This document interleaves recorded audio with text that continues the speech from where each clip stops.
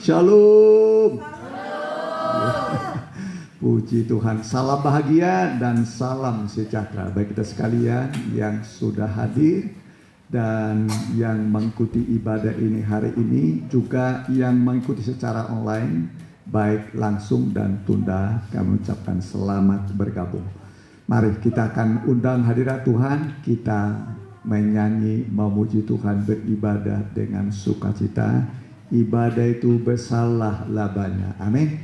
Bersalah labanya. Roti makanan akan diberkati, air minuman kita diberkati, segala penyakit dijauhkan, termasuk COVID-19 ini ya, nanti dijauhkan sehingga kita sehat. Itu janji Tuhan. Mari kita bangkit berdiri. Tuhanku pimpinlah, ku merasa.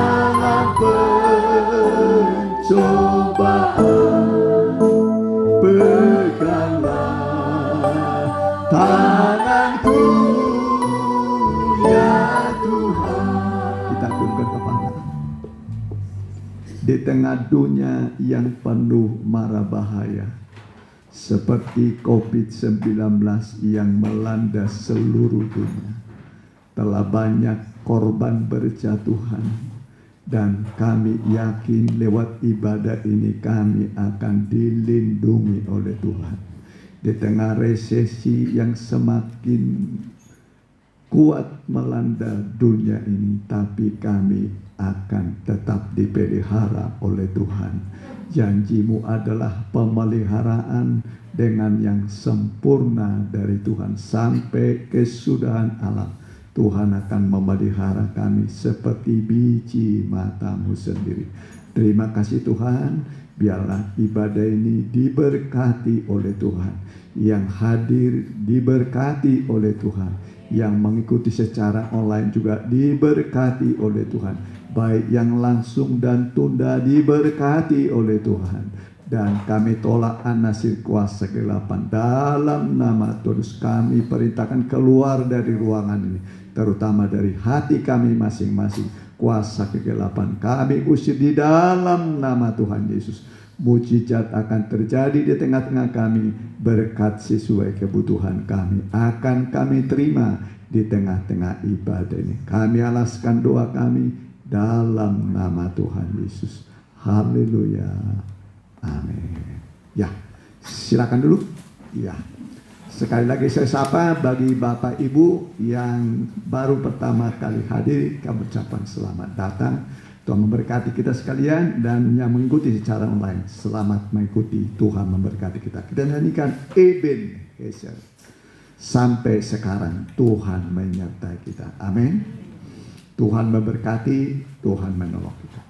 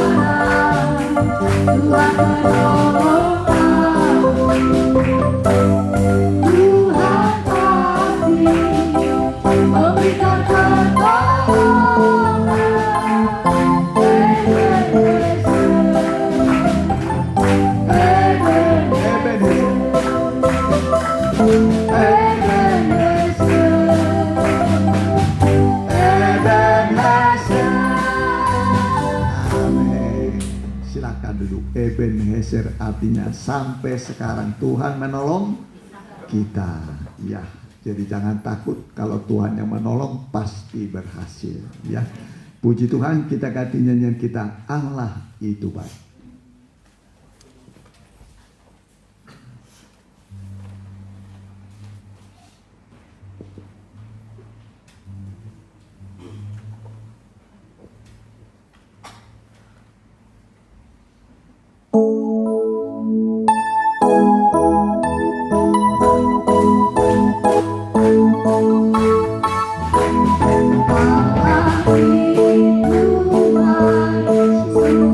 Tuhan,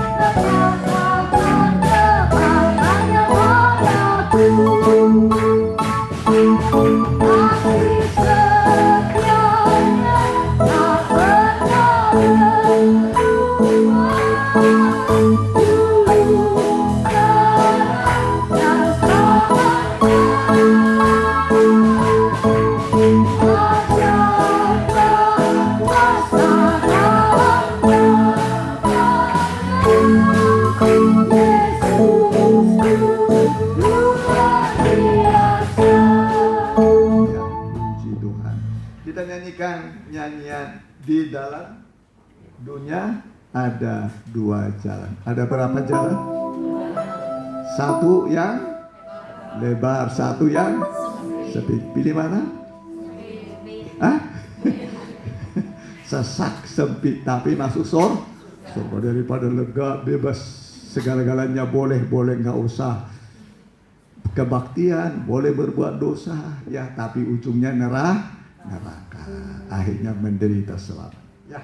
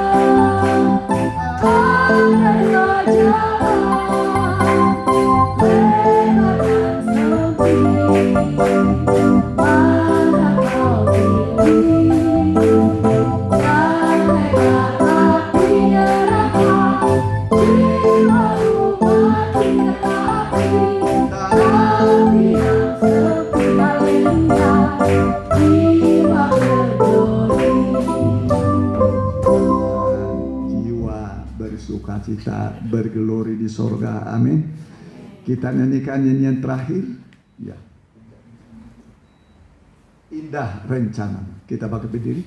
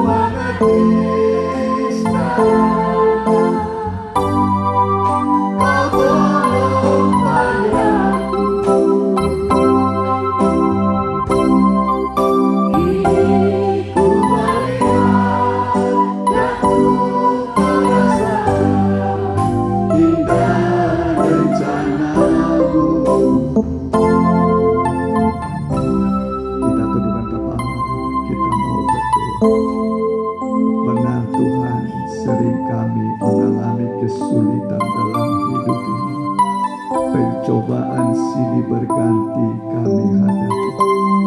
Sering kami berputus asa, tak tahu apa yang harus kami perbuat.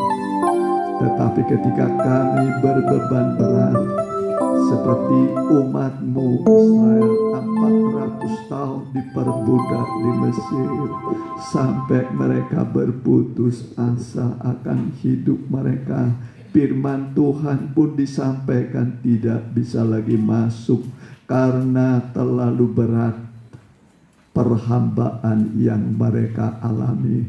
Tetapi semua dalam rencana Tuhan. Akhirnya umat-Mu keluar dengan mujizat-mujizat Tuhan. Saat itulah mereka percaya kepada-Mu, percaya kepada Musa hamba-Mu, bahwa segala sesuatu mendatangkan kebaikan bagi orang-orang yang mengasihi Tuhan. Sebentar kami akan mendengar firman-Mu Tuhan. Urapilah hamba-Mu yang akan menyampaikan firman-Mu. Bukakan rahasia firman-Mu Tuhan. Kalau firman sudah dibukakan, jalan pun akan terbuka bagi kami. Dan segala kebutuhan kami akan tercipta Tuhan. Oleh firman Allah yang hidup dan berkuasa, yang sanggup mengadakan dari yang tidak ada menjadi ada, dan sanggup menghapus air mata kami, sehingga kami pulang penuh sukacita. Ketika kami beribadah, Tuhan hadir memberkati kami. Berfirmanlah, kami siap mendengar. Dalam nama Tuhan Yesus, hamba telah berdoa. Haleluya. Amin. Ya, silakan duduk. Firman Tuhan akan disampaikan oleh Adar Sipanis. Ya.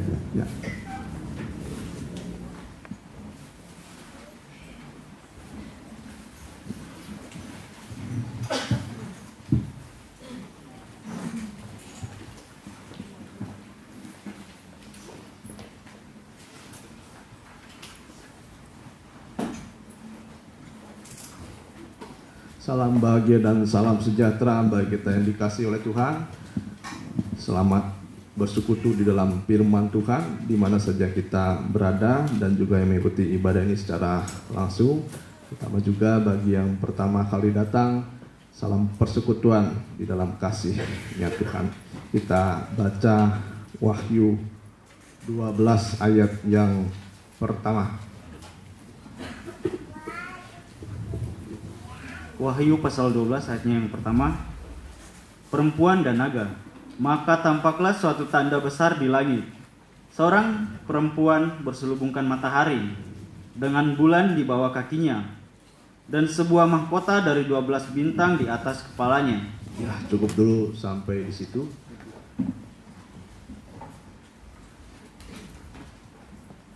Ya, nanti kita lanjut di Wahyu 12 ayat yang pertama.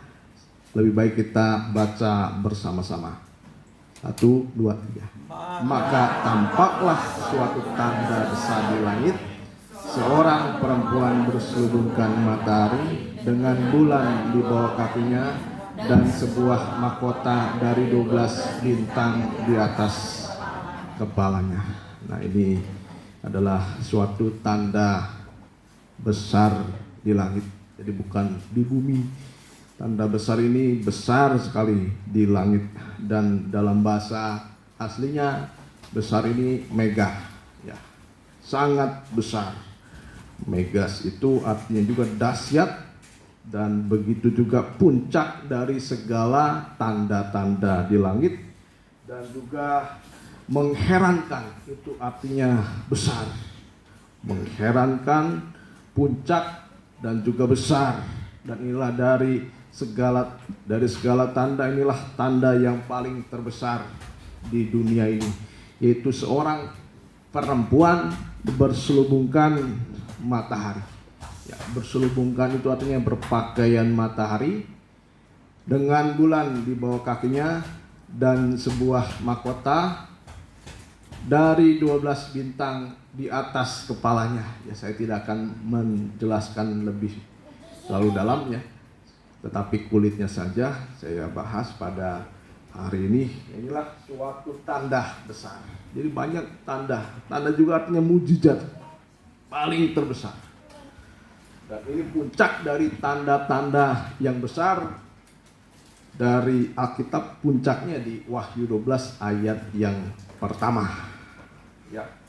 Jadi seorang perempuan, ya dalam bahasa aslinya itu gun, artinya ya, G-U-N-E, artinya itu mempelai, pengantin. Suatu tanda yang besar. Tampaklah perempuan berselubungkan matahari, pengantin, perempuan mempelai, ya mempelai anak domba. Kalau kita lihat di sini ada gambarannya di sebelah kiri saya, walaupun tidak ada yang begitu tidak jelas, itu suatu tanda yang besar. Dalam 2 Korintus 11 ayat yang kedua, siapa ini yang dimaksud perempuan ini? Ya, 2 Korintus 11 ayat yang kedua. Sebab aku cemburu kepada kamu dengan cemburu ilahi, Ya. karena aku telah mempertunangkan kamu kepada satu laki-laki, Ya. untuk membawa kamu sebagai perawan suci kepada Kristus. Ya, cukup dulu sampai situ. Jadi yang dimaksud perempuan ini adalah kita, gereja Tuhan. Ada amin? Nah, ini suatu tanda yang besar di langit, itu gereja Tuhan. Kita sudah dipertunangkan, aku telah mempertunangkan kamu, yaitu kalau di sini Korintus, jemaat Korintus, tetapi secara umum adalah kita, gereja Tuhan, kepada satu laki-laki, yaitu Tuhan Yesus Kristus, dibawa sebagai perawan suci kepada Kristus. Inilah gereja Tuhan dalam keadaan terang. Jadi pakaiannya matahari, di bawahnya ada bulan, di kepalanya ada 12 bintang. Artinya gereja Tuhan harus dalam keadaan terang. Pada akhir zaman tidak ada kegelapan sedikit pun dalam gereja Tuhan. Semua terang dunia ada dalam wujud dari gereja Tuhan. Ya, ada matahari, ada bintang, ada bulan. Itu wujud yang sesungguhnya yang nanti akan dilihat, akan nampak di langit. Seorang perempuan yang berselubungkan matahari, 12 bintang di atas kepala, bulan di bawah kaki. Itulah gereja Tuhan dalam terang kemuliaan. Dalam bahasanya Shekinah glory. Wah, begitu terangnya gereja Tuhan. Walaupun memang saat keadaan gereja Tuhan sekarang banyak sekali cacat, celah, kerut dan serupa itu, tetapi nanti suatu saat kita akan melihat, dan banyak nanti orang akan melihat. Sama inilah tanda yang besar, gereja Tuhan dalam kesempurnaan. Inilah kerinduan kita untuk menjadi gereja Tuhan yang sempurna, itu tubuh Kristus. Kita sebagai tubuh, Kristus sebagai kepala. Kalau tubuh tanpa kepala, mati atau hidup? Tubuh tanpa lengan, hidup. Tubuh tanpa kaki, hidup. Tapi tubuh tanpa kepala, itu mati. Tubuh tanpa kepala, tidak ada tawar-menawar, itu harus menyatu. Harus ada dalam kesatuan. Ini suatu tanda yang luar biasa, yang menggambarkan perkara-perkara yang mulia. Yang akan datang inilah suatu tanda yang besar. Yaitu gereja Tuhan serupa dengan Kristus. Gereja Tuhan serupa dengan Kristus. Kita harus belajar. Kita harus benar-benar menjadi terang dunia. Ini harus yang kita kejar. Jadi ada 2 tanda besar di bumi. Satu, tanda yang besar di bumi adalah Tuhan menjadi manusia. Itu tanda besar. Tanda orang mati dibangkitkan, itu memang besar, tapi paling besar adalah tandanya Tuhan menjadi manusia. Itu yang pertama. Dan tanda mujizat yang terbesar yang kedua adalah manusia serupa dengan Kristus. Itu mujizat terbesar. Mujizat terbesar yang pertama, Tuhan menjadi manusia. Ini tanda yang terbesar. Tidak semua orang bisa memahami. Semua yang bisa memahami, mereka percaya akan Kristus yang menjadi manusia menyelamatkan kita. Itulah yang akan diselamatkan. Tetapi nanti ada tanda yang kedua. Kalau kita sudah menerima Tuhan Yesus, harus ada tanda yang kedua, yaitu manusia harus, manusia nanti akan serupa dengan Tuhan dalam terang kemuliaan. Itulah yang mau kita kejar. Ya, inilah tanda ajaib. Tapi kita lihat di ayat yang kedua, bagaimana keadaan gereja Tuhan pada akhir zaman. Ya. Wahyu 12 ayat yang kedua. Wahyu 12 ayat yang kedua. Ia sedang mengandung, dan dalam keluhan dan penderitaannya hendak melahirkan, ia berteriak kesakitan. Iya. Cukup dulu sampai situ. Jadi memang kodratnya dari seorang perempuan adalah mengandung. Tidak ada laki-laki yang mengandung. Ya, ini kodrat ilahi, ya kodrat yang harus ada dalam diri setiap perempuan, ya ada kodratnya itu melahirkan, mengandung. Dan dalam keluhan dan penderitaannya hendak melahirkan, ia berteriak kesakitan. Ya, kita lihat bagaimana keadaan gereja Tuhan pada akhir zaman. Yang pertama, gereja Tuhan pada akhir zaman harus sedang mengandung. Jadi tidak ada, rahimnya tidak mandul. Ini dalam arti yang rohani, bukan yang jasmani. Ya, arti yang rohani, gereja Tuhan tidak boleh tidak berbuah. Gereja Tuhan itu harus berbuah. Ia sedang mengandung dan dalam keluhan dan penderitaan hendak melahirkan. Pada saat kapan perempuan tidak berdaya? Pada saat melahirkan. Ada yang pada saat melahirkan pas detik-detik diajak shopping misalnya. Kira-kira mau nggak? Nggak. Diajak apa lagi? Diajak apapun, kalau orang sudah mau, perempuan sudah mau melahirkan, dia tidak akan fokus kemana-mana. Dia akan fokus kepada pada bayi yang hendak dilahirkan. Wah, sangat-sangat tidak berdaya. Saya pun akhirnya mengalami masa-masa melihat istri tidak berdaya. Ya, di bidan ada berapa pembukaan biasanya istri seorang perempuan kalau untuk melahirkan? 10. Pembukaan pertama sudah susah payah jalan juga. Pembukaan 2 apalagi. Pembukaan 5 tidak kuat lagi sampai harus ke rumah sakit atau ke bidan. Sampai pembukaan 10, dari sekian pembukaan itu setiap jam berubah sakitnya. Kalau setiap pembukaan 10 mungkin setiap setengah jam atau belum? Setiap 1 jam. Ya. Kalau dikoreksi silakan. Ya, semakin lama semakin menuju proses melahirkan semakin sakit. Itulah yang dialami gereja Tuhan pada akhir zaman.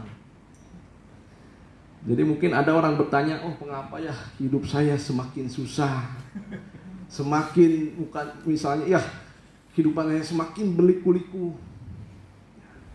Ada seorang hamba Tuhan bertanya kepada seorang guru, saya semakin sukar, seperti mau mati rasanya. Gurunya hanya menjawab, itu sudah jalan yang betul. Itu sudah jalan yang betul. Kalau tidak jalan semacam itu tidak akan mencapai kemuliaan. Ya. Jadi kalau kita menghadapi masa-masa yang sukar, itu sudah proses yang betul. Jangan cari jalan lain. Jangan cari jalan lain. Itu sudah proses yang sangat-sangat benar. Ya, tapi harus sesuai dengan firman Tuhan. Ya. Ini adalah masa-masa gereja Tuhan paling tidak berdaya. Ya, pada akhir zaman, masa-masa gereja paling tidak berdaya.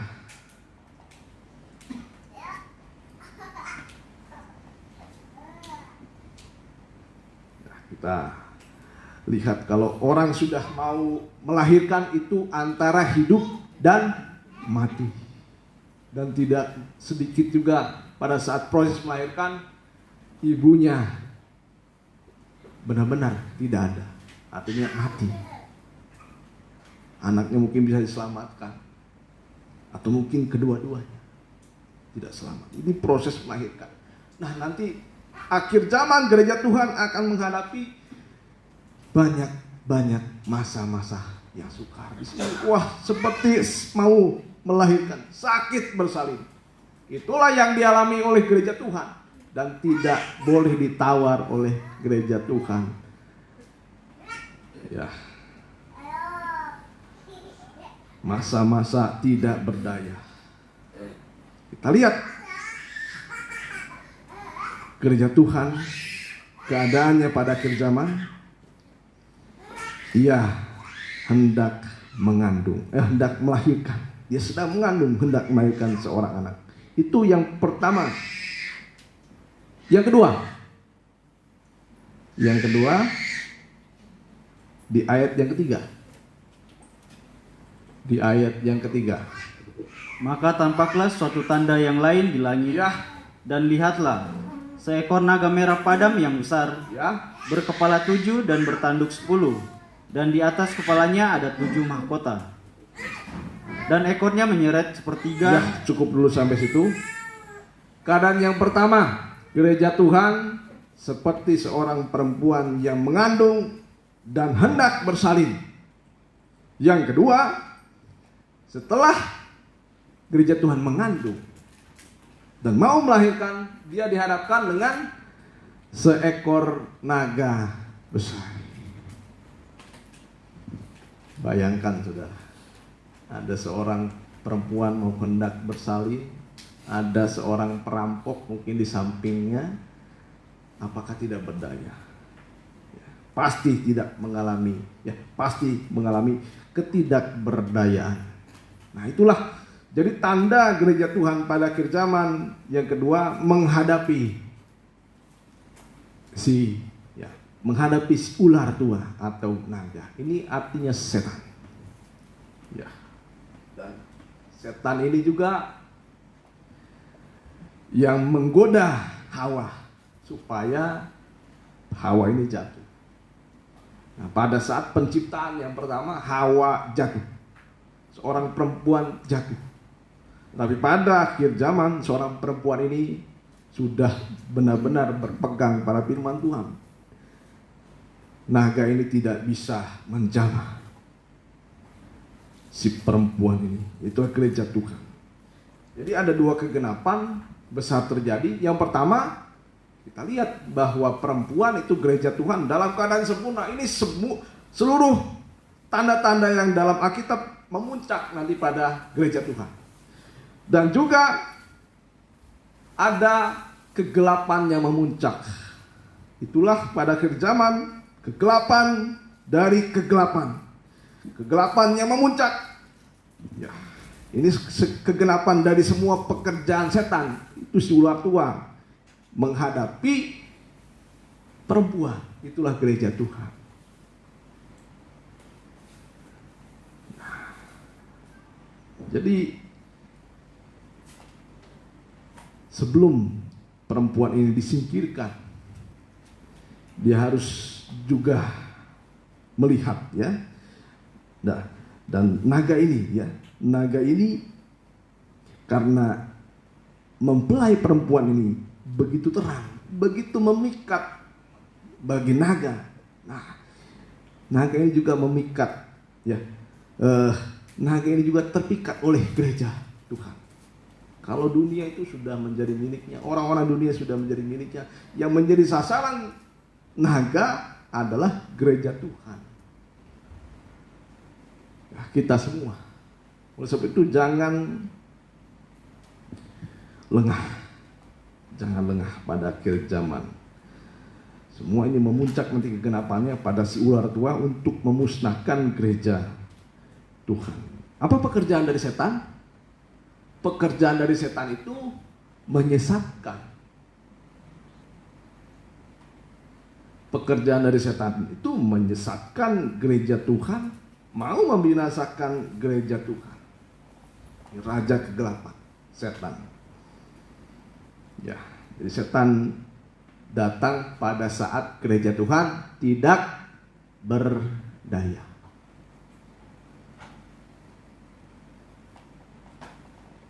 Dan puncak dari kegelapan adalah antikris 3,5 tahun. Nanti memang memuncak bagaimana antikris memerintah seluruh dunia. Nah, dalam 2 Korintus 4 ayat 7, gereja Tuhan memang akan ditindas semakin ditekan, semakin dianiaya, tetapi semakin bertumbuh. Kita baca di 2 Korintus 4 ayat 7. Tetapi harta ini kami punyai dalam bejana tanah liat, Ya, supaya nyata bahwa kekuatan yang melimpah-limpah itu berasal dari Allah, iya, bukan dari diri kami. ya, yang kita lihat memang gereja Tuhan dalam bentuk perempuan. Perempuan ini artinya bejana yang lemah. Ya, bejana yang lemah, perempuan. Baru saja disinggung sedikit sudah baru saja dimarahi sudah sakit hati. Begitu lemah. Ya, ini gereja Tuhan.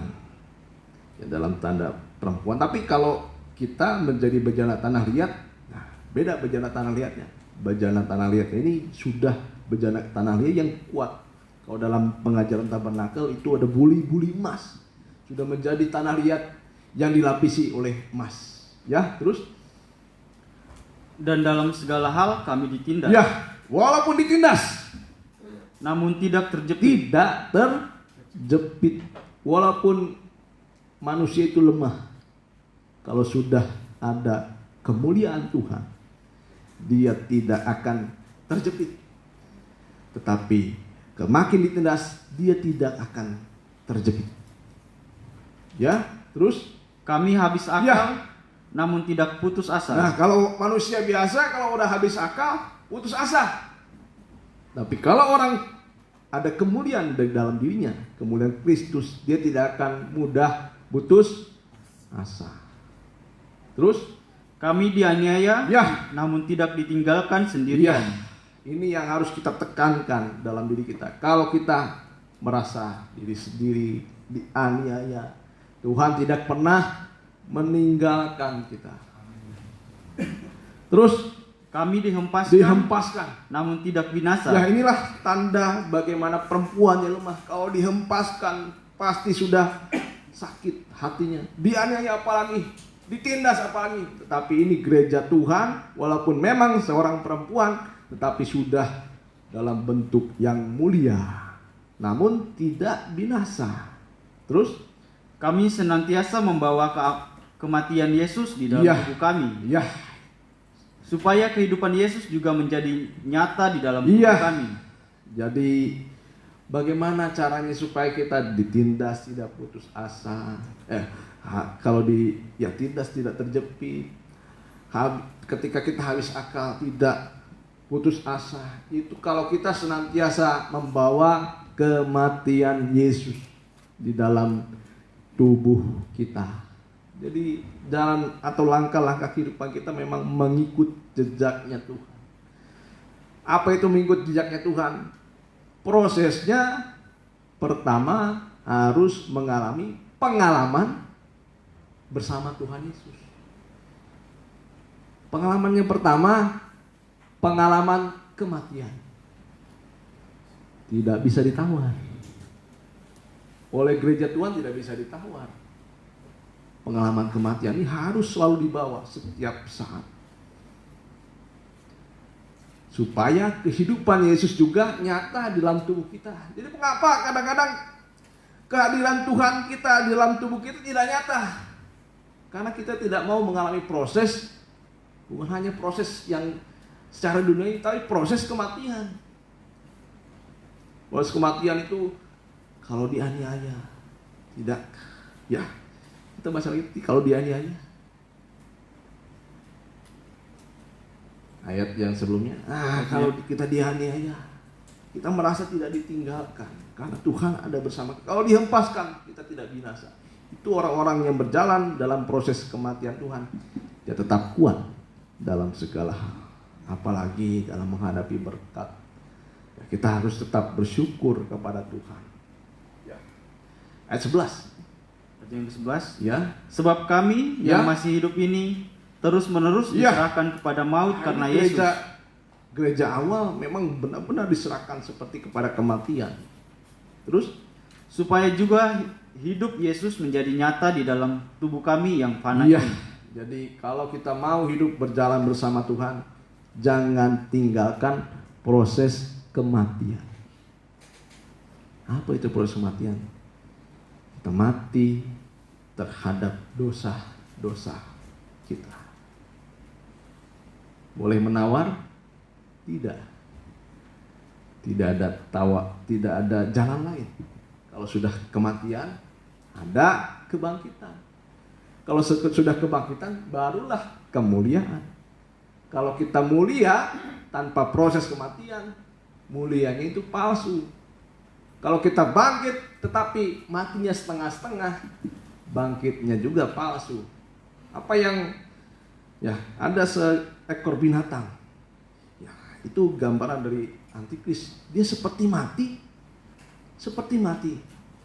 tetapi tidak mati. Itu antikris.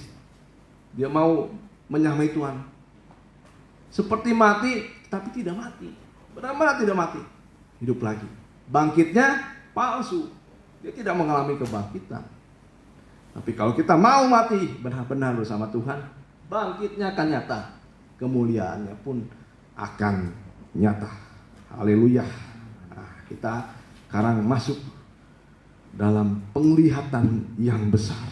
Keluaran 1 ayat 1 sampai yang ketiga. Apa yang dilihat di masa depan, itulah gereja Tuhan. Ini juga pernah dilihat oleh Musa di padang gurun ketika dia menggembalakan domba-domba. Ya, Keluaran 3. Ya, Keluaran 3.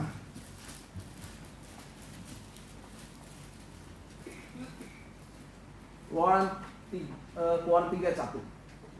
Keluaran 3 ayat 1. Adapun Musa, ia bisa menggembalakan kambing. Saya ulangi. Adapun Musa, ia biasa menggembalakan kambing domba Yitro. Musa biasa menggembalakan kambing domba milik Yitro, mertuanya. Terus mertuanya imam di Midian. Sekali ketika ia mengiring kambing domba itu ke seberang padang gurun, sampailah ia ke gunung Allah. Di gunung Allah, yakni gunung Horeb. Terus lalu malaikat Tuhan menampakkan diri kepadanya di dalam nyala api yang keluar dari semak duri. Lalu ia melihat, dan tampaklah semak duri itu menyala, tetapi tidak dimakan api. Ketika Musa melihat ada semak duri menyala, tetapi tidak dimakan api. Terus Musa berkata, baiklah aku menyimpang ke sana untuk memeriksa penglihatan yang hebat itu. Musa melihat ada penglihatan yang hebat. Apa penglihatan yang hebat itu? Terus mengapakah tidak terbakar semak duri itu? Mengapa tidak terbakar semak duri? Musa melihat ada semak duri tidak terbakar. Ini suatu penglihatan yang hebat. Suatu penglihatan yang besar. Hebat. Apa kita lihat ini? Ada semak duri terbakar tetapi tidak dimakan.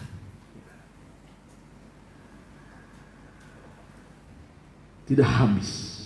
Kalau ada seseorang, misalnya astronot ya, pergi ke matahari kira-kira, dia berani ya kira-kira mendarat di matahari? Enggak ya. Ini seorang perempuan, pakaiannya matahari, tetapi tidak terbakar. Ada seorang perempuan, pakaiannya matahari, tetapi tidak terbakar. Inilah penglihatan yang besar. Dari banyak penglihatan yang besar ini adalah perempuan berpakaian matahari. Dia tidak terbakar. Ya, kalau kita lihat ensiklopedia itu, matahari itu panasnya itu 7 juta derajat Celcius. Kalau orang ke situ pasti mati. Tapi gereja Tuhan berpakaian matahari, tidak terbakar. Dan di sini juga ada semak duri menyala, tetapi tidak dimakan api. Ini penglihatan yang hebat. Apa artinya semak duri, saudara? Bapak Ibu Saudara sekalian, semak duri itu adalah gambaran kita sebagai manusia daging.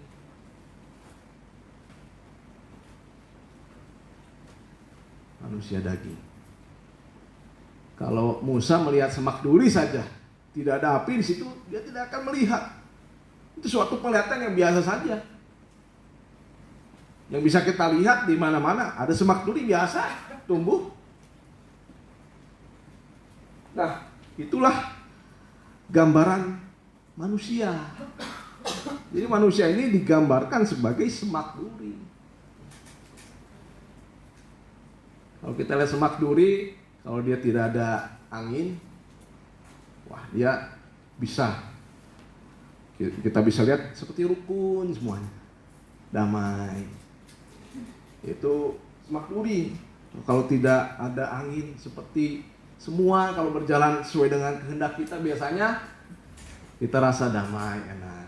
Tapi kalau sudah ada angin, semak duri ini saling menusuk. Saling menusuk. Kalau di rumah tangga kita sama-sama semak duri misalnya, sama-sama semak duri. Kalau tidak ada masalah, semua adem ayem, baik-baik saja.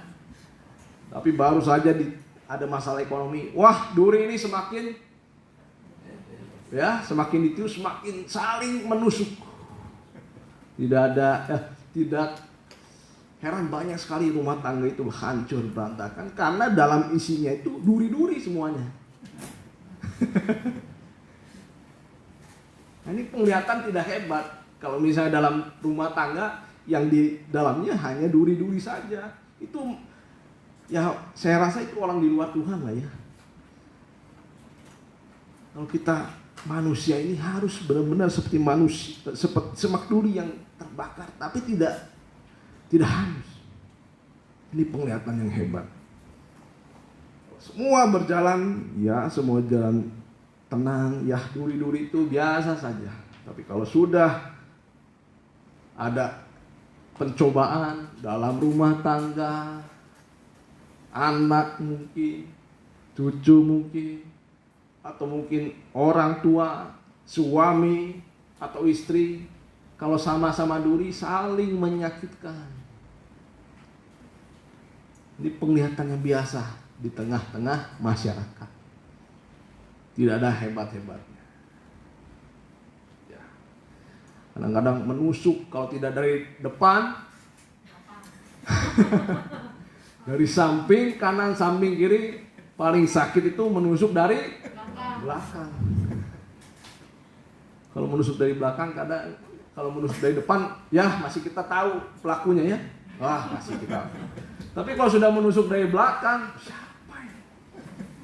Kadang-kadang lempar batu sembunyi tangan. Ya, inilah kadang-kadang manusia itu memang hanya semak duri saja.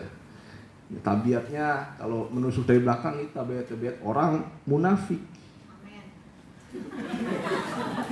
Ya. biasanya untuk mencari kepentingan diri sendiri.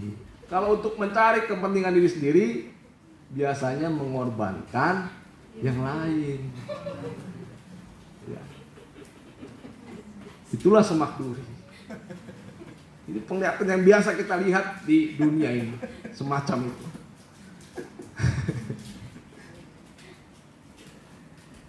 Ya, tapi firman Tuhan ini bukan untuk menunjuk kesalahan orang lain. Kadang-kadang kita kalau sudah ditunjuk, wah ini anak saya durinya, bapak saya durinya, suami saya durinya. Langsung khotbah, kamu semak berduri. Nah, tidak akan kena.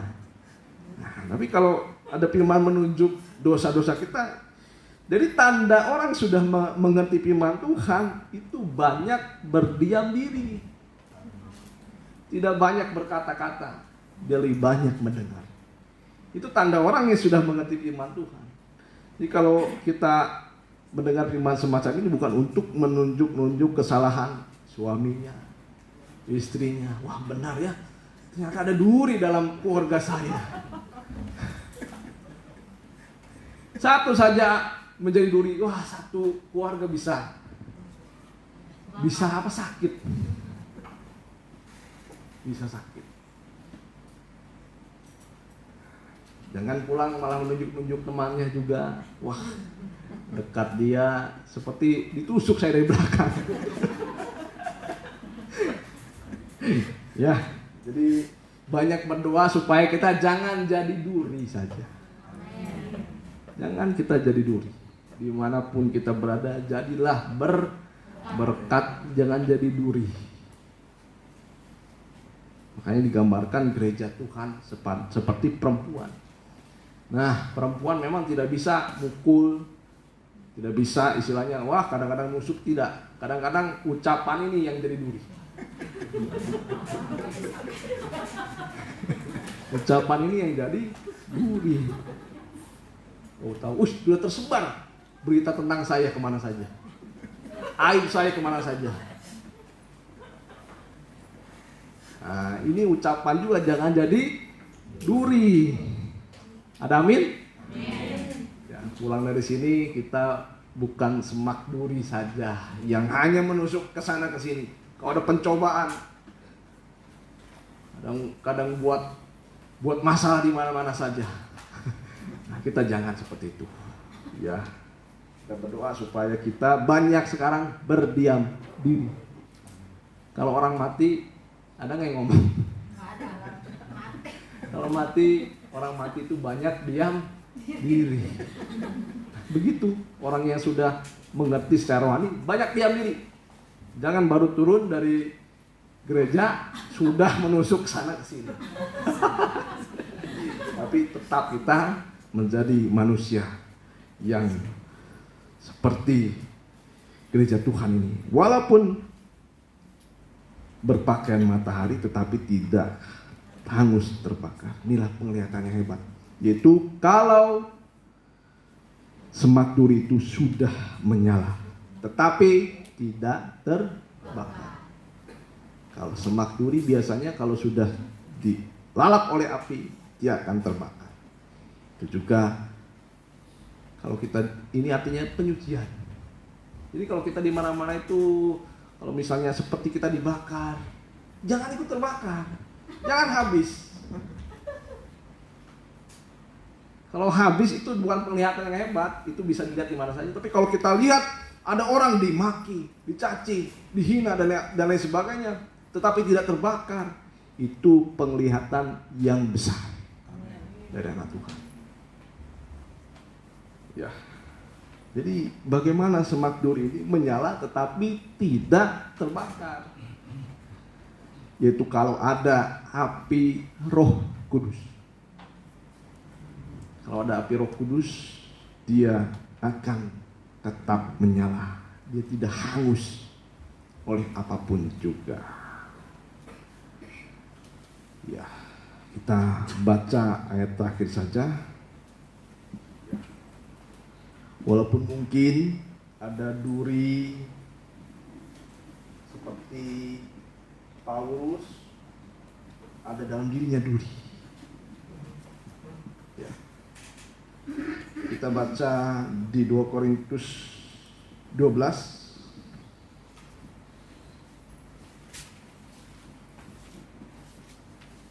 ayat 7. Mungkin kita berkata, lebih baik duri ini dicabut. Mungkin apa itu menjadi duri dalam daging kita? Mungkin ini memang menyakitkan. Ya, seperti Paulus juga merasakan ada duri dalam dagingnya. Ya, terus ayat 7. Ayat 7. Dan supaya aku jangan meninggikan diri karena penyataan-penyataan yang luar biasa itu. Ya, maka aku diberi suatu duri di dalam daging. ya, memang kadang-kadang duri di dalam daging itu harus dialami setiap orang. Mungkin dari siapapun juga. Terus, Yaitu seorang utusan ini iblis satu gambaran saja. untuk menggocok aku, supaya aku jangan meninggalkan diri. Meninggikan diri. Supaya aku jangan meninggikan diri. Ya, Tentang hal itu aku sudah 3 kali berseru kepada Tuhan, ya, supaya utusan iblis itu mundur daripadaku. ya. Tetapi jawab Tuhan kepadaku, Tetapi jawab Tuhan kepadaku, cukuplah kasih karuniaku bagimu. ya, inilah seseorang yang sudah dipenuhi dengan Roh Kudus. Walaupun mungkin ada yang menusuk, ada duri di sekitar kita. Walaupun kita berkata, Tuhan lebih baik ini sudah tidak ada lagi dalam diri kita, dalam daging, dalam kehidupan kita, duri ini memang menusuk. Tapi kita lihat jawabnya Tuhan. Ya, ayat 9. Ayat 9. Tetapi jawab Tuhan kepadaku, Ya, cukuplah kasih karuniaku cukuplah bagimu. kasih karuniaku bagimu. Sebab justru dalam kelemahanlah Ya. kuasaku menjadi sempurna. Ya, Sebab itu terlebih suka aku bermegah atas kelemahanku, supaya kuasa Kristus turun menaungi aku. nah inilah penglihatan yang sangat besar. Manusia seperti semak duri. Dia terbakar tetapi tidak hangus dalam nyala api. Untuk menunjukkan kepada kita bahwa kita harus bermegah di dalam setiap kelemahan kita. Kalau kita bermegah atas kelemahan kita, ada kuasa kemuliaan yang turun dalam hidup kita. Ya, saya kira firman Tuhan cukup dulu sampai sini. Nah, kita harus menjadi penglihatan yang hebat. Saya undang Bapak Gembala. Bisa dilihat oleh semua orang.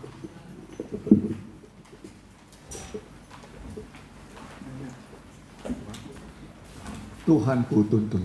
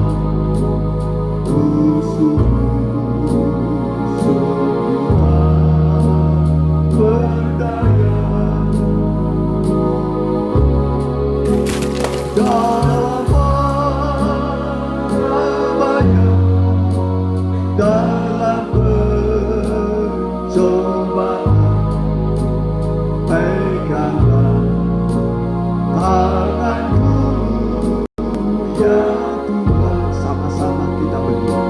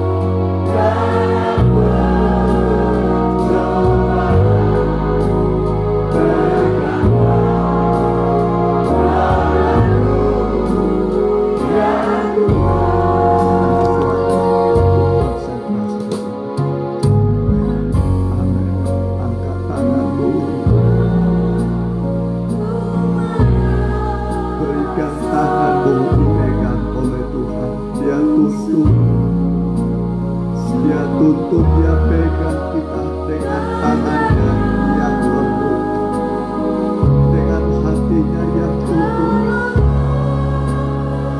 Di tengah bahaya, Dia akan pegang tangan kita berjalan sampai ke kota Yerusalem.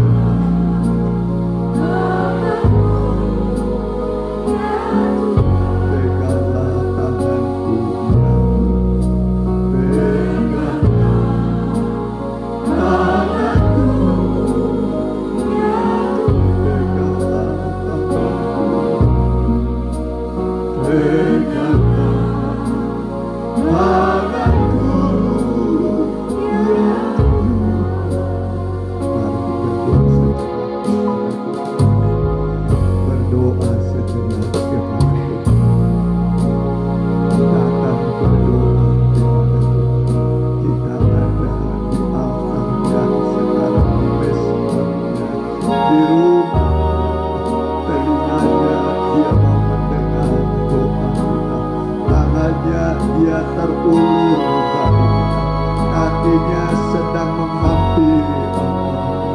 Dia peluk engkau dengan tangan kasih-Nya yang lembut. Dia berkata, aku mengasihi engkau. Dia berkata, aku sanggup menolong engkau. Dia berkata, aku beri engkau perlindungan yang sempurna. Tuhan hadir di tengah-tengah kita. Dia ada di tengah-tengah kita. Berdoalah, berserulah kepada Tuhan. Dia akan menjawab engkau. Mari diberi kesempatan berdoa kepada Tuhan. Haleluya, haleluya. Inilah kami Tuhan, kami datang berdiri di altar-Mu. Dengarlah seruan dan doa-doa kami. Ampuni terlebih dahulu segala perkataan kami yang salah, perbuatan kami yang salah, isi hati kami yang kotor. Basuh kami dengan darah-Mu Tuhan. Basuh kami, ampuni kami dengan darah-Mu. Sekarang kami datang padamu. Dengarlah doa-doa kami Tuhan. Keluh kesah kami, beban hidup kami bawa padamu. Hamba berdoa di dalam nama Tuhan Yesus. Tolong setiap pribadi Tuhan. Yang sakit Engkau beri kesembuhan, yang lemah Kau beri kekuatan Tuhan. Yang menghadapi pintu-pintu yang tertutup, bukakan jalan bagi mereka Tuhan. Bagi mereka yang baru terbuka sedikit, Engkau bukakan dengan lebar-lebar Tuhan. Kami berdoa di dalam nama Tuhan Yesus. Tolonglah kami semua. Kami berdoa, kami datang padamu. Tuhan senang kalau kami datang padamu. Engkau berkata, mari padaku semua orang yang letih lesu dan berpikulan berat. Aku akan memberi sentosa kepadamu. Kami datang padamu Tuhan. Tolonglah kami semua. Hamba yakin ketika kami datang padamu berdoa, Tuhan memeluk kami. Tuhan memberkati kami. Tuhan menolong setiap kebutuhan kami. Di dalam nama Tuhan Yesus. Haleluya. Amin. Silakan. Ya, firman Tuhan sudah kita dengarkan, kita simpan dalam hati kita, dan kita jalankan sekali persembahan. Ya, kita nyanyikan, ini disalurkan semuanya untuk baksos ya. Kita nyanyikan nyanyian, ya, Tuhan ampunilah dosaku.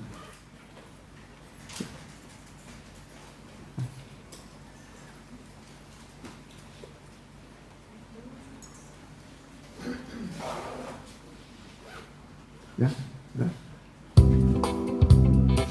Tuhan ampuni.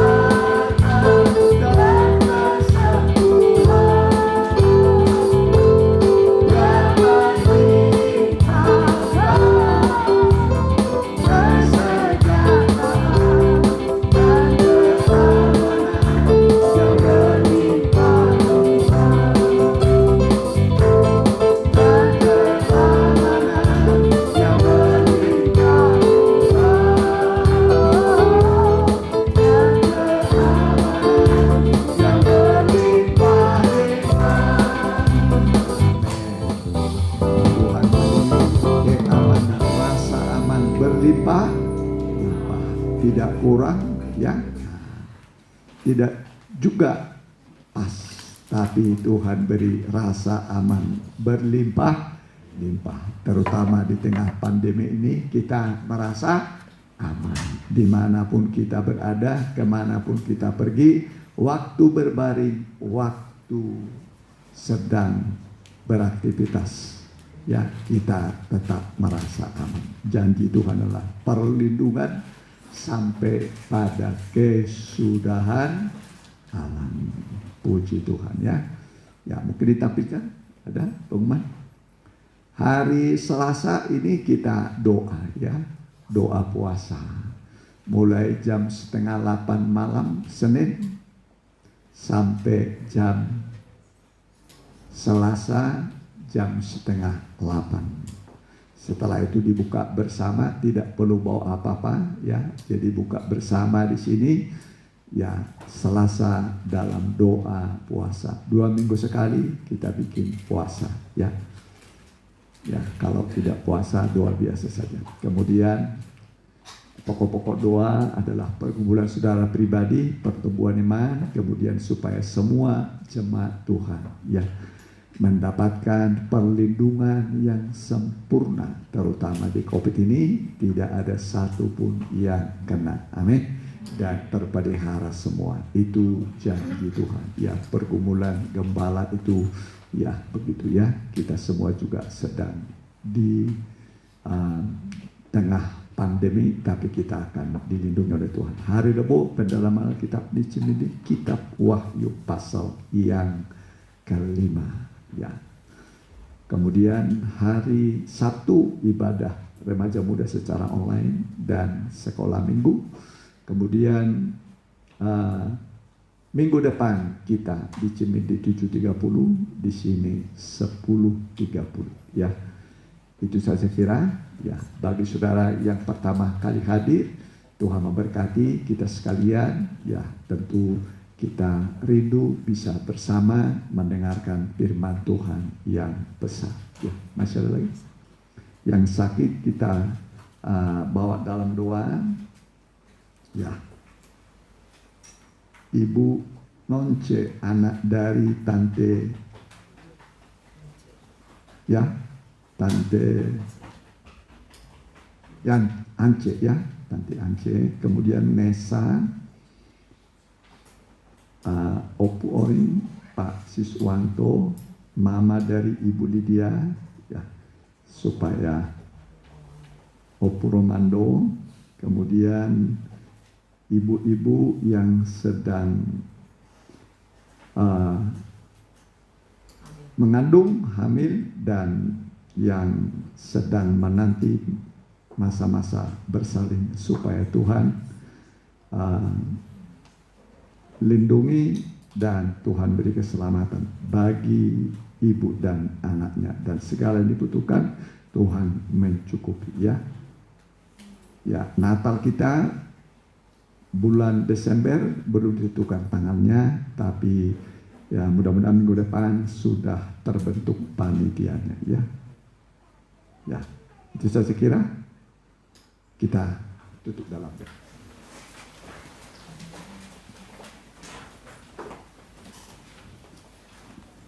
Haleluya. Kita akan berdoa. Haleluya. Terima kasih Tuhan. Kalau masih ada sesuatu yang mengganjal dalam hidup kita, belum merasa pas, masih ada keraguan-raguan, tapi ada kebutuhan. Tuhan itu adalah Tuhan yang setia, Tuhan yang maha tahu, Tuhan yang sanggup menolong kita. Jangan seorang di antara kita pulang dengan membawa kembali permasalahan hidupnya. Dia mau supaya kita serahkan semua kekhawatiran kita, persoalan kita bawa, dan Dia akan ambil alih, Dia akan selesaikan dengan sempurna. Engkau hanya berkata, Tuhan ajaib, terima kasih Tuhan. Ternyata Tuhan semua bereskan. Yang tidak kita mampu, Allah mampu. Yang tidak kita tahu, Tuhan tahu pergumulan kita. Mari angkat tanganmu, hamba berdoa sekali lagi buat mereka semua yang hadir, yang dalam pergumulan, yang dalam kesusahan, yang nama-namanya disebutkan, yang sedang ditimpa oleh berbagai pencobaan, oleh sakit penyakit. Kami doakan bilur-bilur Tuhan menyembuhkan, darah Yesus mengampuni, dan kuasa Roh Kudus memberi kekuatan pada mereka. Hamba berdoa di dalam nama Tuhan Yesus. Tuhan memberkati engkau, menjawab doamu, supaya engkau melihat Tuhan baik, Tuhan sanggup menolong kami di dalam nama Tuhan Yesus. Minggu ini aktivitas anak-anakmu yang bersekolah, yang bekerja, yang berusaha, Tuhan berkati usaha pekerjaan mereka. Yang belum mendapat pekerjaan, masa depan mereka, jodoh dan pasangan, kami berdoa dalam nama Tuhan Yesus. Tuhan kiranya memberkati, mendengarkan doa-doa mereka. Tetangga kami di kiri kanan, muka belakang berkati. Begitu juga Pak RT, RW Lurah, Camat, Muspika setempat. Begitu juga buat Bupati kami, Gubernur kami, Presiden kami, Joko Widodo, Pak Mahruf Amin. Berkati semua lembaga tinggi dan tinggi negara. Tuhan berkati. Dan sekarang saudaraku, pulanglah dengan bawa berkat dari Allah Bapa, Anak, dan Roh Kudus dalam nama Tuhan Yesus. Haleluya. Amin.